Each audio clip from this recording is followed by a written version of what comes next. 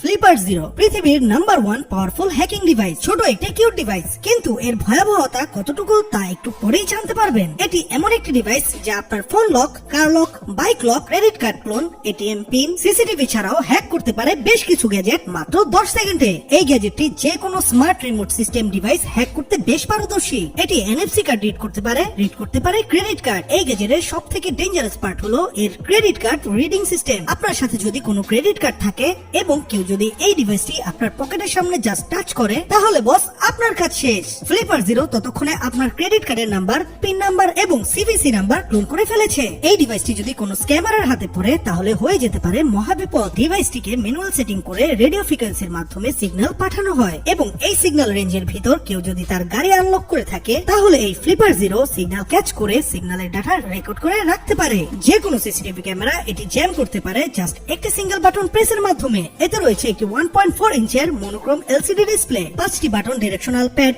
Back button এবং status LED light. গ্যাজেটটি charge করার জন্য এবং ফার্মওয়্যার আপডেট করার জন্য রয়েছে type C charging port. Micro SD card slot রয়েছে নতুন নতুন প্রোগ্রাম ডিভাইস থেকে লঞ্চ করার জন্য।